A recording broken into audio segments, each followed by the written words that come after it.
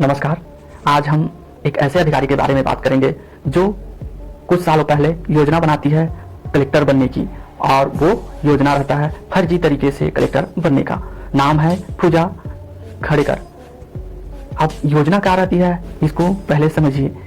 वो बनवाती है फर्जी दिव्यांग प्रमाण पत्र, फर्जी ओबीसी कास्ट सर्टिफिकेट। इन सभी बातों को जानने से पहले आप ये समझिए कि विधायक और सांसद का काम क्या रहता है।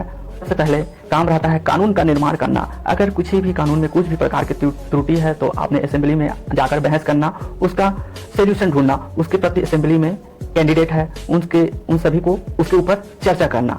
उनका प्रथम काम विकास कार्यों का निगरानी करना, जन समस्याओं का समाधान करना, विधानसभा में भागीदारी, स्थानीय प्रशासन के साथ समन्वय।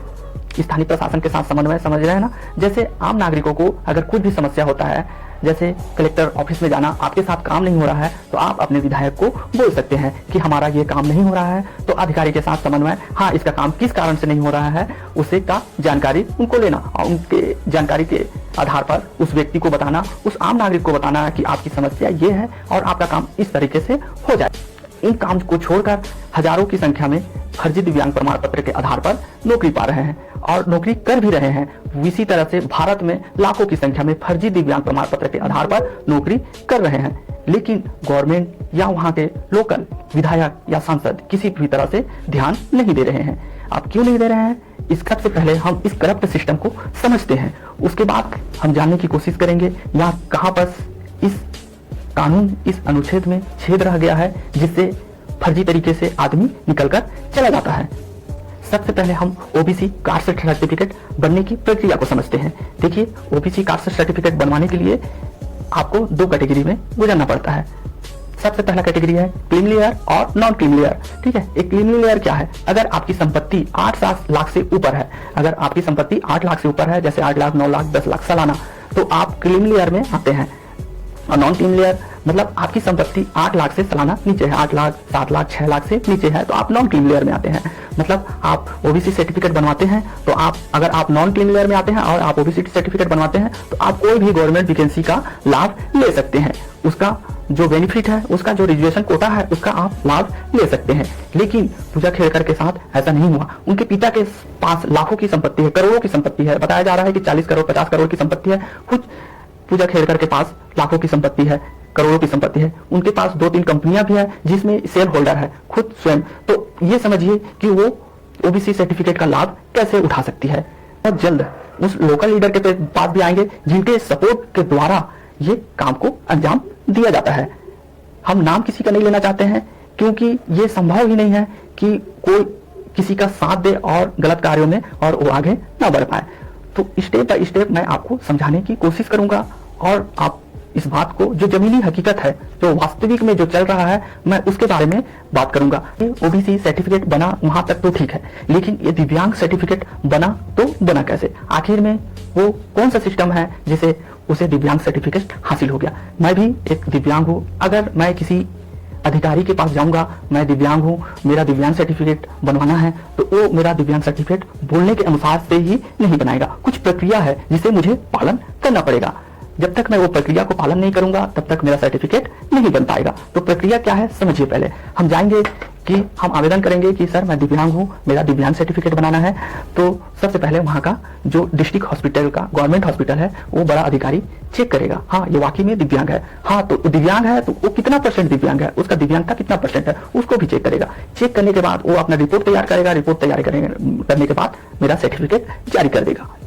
और जो जितना भी काम है, इन सभी काम को कैसे अंजाम दिया जाता है, इसको आप लोग को जानना बेहद ही जरूरी है। ये नेता और ये कर्मचारी, ये दोनों मिलकर कैसे नियम कानून को बाईपास करते हैं। बाईपास मतलब कि स्टेप बाय स्टेप को उसको बाईपास कर देते हैं। इसको समझना आप लोग को बहुत जरूरी है। तो सबसे पहले समझते हैं मेडिकल ऑफिसर। जितना भी मतलब कि बड़े डिस्ट्रिक्ट लेवल के मेडिकल ऑफिसर होते हैं, इन लोग के पास इलीगल संपत्ति बहुत सारा होता है। बहुत सारा इन लोग के पास इलीगल संपत्ति होता है। इसके डर से अब इसका गणित का सूत्र कैसे काम करता है इसको समझिए। इलीगल संपत्ति, अगर कोई नेता उसे फोन करता है कि इसका सर्टिफिकेट जारी करना है, तो आप इसे कैसे जारी करेंगे, उसे कैसे बनाएंगे, वो आपकी जिम्मेदारी है। अगर नहीं करते तो हम आपके ऊपर कार्रवाई करेंगे। सरकारी डॉक्टर, उन लोग के पास इनलीगल संपत्ति बहुत सारा रहता है और इसी का फायदा उठाते हैं ये नेतागण। तो किसी भी तरह से इनका काम होना चाहिए करके, और वो आपकी जिम्मेदारी है कि आप कैसे करेंगे। वो चीज मैं नहीं सुनना चाहता, ना नहीं सुनना चाहता, इस टाइप से खेल चलता है। और इसके ऊपर आपको कितना मांगता, मतलब कि आपको कितना पैसा चाहिए, ठीक है, वो सब बात चलता है और प्रमाण पत्र जारी हो जाता है। ये बहुत सारा, भारत में लाखों की संख्या में दिव्यांग फर्जी दिव्यांग प्रमाण पत्र के आधार पर नौकरी कर रहे हैं और इन दलाल नेताओं के द्वारा, सपोर्ट के द्वारा। सबसे पहला जो गणित का सूत्र काम करता है, इनलीगल संपत्ति, क्योंकि जितने भी अधिकारी हैं, जितने भी उनके पास बहुत सारा इनलीगल संपत्ति रहते हैं, उसी के आधार पर उसे टारगेट किया जाता है। आजकल कुछ भी हुआ तो सीबीआई, इनकम टैक्स, फलाना टैक्स, ये सब को छोड़ दिया जाता है। अगर उसका काम नहीं किया जाता है तो जाइए आप वहां को संभाल कर देखिए कि उसके पास कितना संपत्ति है, उसको छापा मारिए, फिर वहां से सेटलमेंट होता है। तो ये आम बात हो गया है, पब्लिक को ये चीज को समझना चाहिए। अगर ये मतलब कि वो जमीनी मुद्दा है ना, ये जमीनी हकीकत है। अगर कोई बोल देगा कि हाँ ये डॉक्यूमेंट में नहीं लिखा है, जो वास्तविकता है, मैं उस पर बात कर रहा हूँ, ये वास्तविकता है, ये चलन है। और मैं इतना एक्सपीरियंस के साथ ये बात को कैसे बोल सकता हूँ, क्योंकि मैं छत्तीसगढ़ में बहुत सारे विभाग में ITR लगाया था और सबका प्रोग्रेस मैं समझता हूँ, क्योंकि बहुत सारे लोग, हजारों लोग फर्जी तरीके से नौकरी कर रहे हैं और उनके ऊपर ना गवर्नमेंट कार्रवाई कर रही है, ना वहाँ के कलेक्टर कार्रवाई कर रहा है, ना वहाँ के उच्च अधिकारी लोग कार्रवाई कर रहे हैं, ना राज्यपाल कार्रवाई कर रहा है। तो आप इसे समझ सकते हैं कि कितना बड़ा रॉकेट है। और इस रॉकेट साइंस को आप नहीं समझ सकते कि इस रॉकेट साइंस में कौन सा सूत्र का इस्तेमाल किया गया है।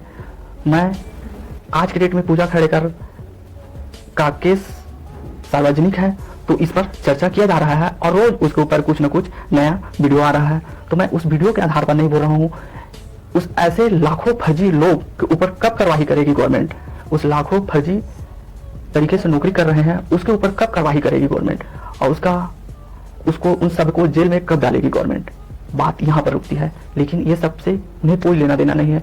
उन्हें बस ये लेना देना है कि हमें कहाँ से प्रॉफिट मिले, हमें किसको ब्लैकमेल करना है, हमें क्या करना है, बस इसके ऊपर।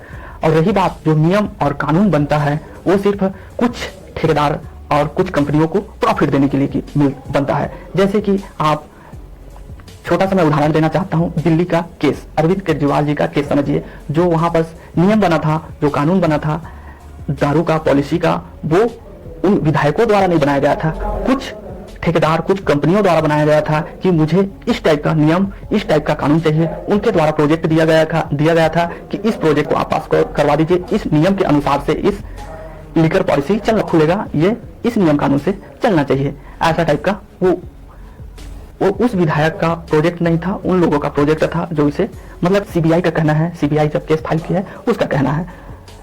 तो आप सतर्क ही रहिए, और किसी भी तरह से फर्जीवाड़ा हो रहा है दिव्यांग के साथ तो हमें आप एक बार जरूर बताइए, और कोई भी हो हम उसके ऊपर जरूर, मेरे से जो भी हो पाएगा मैं जरूर वो करूँगा। जय हिंद।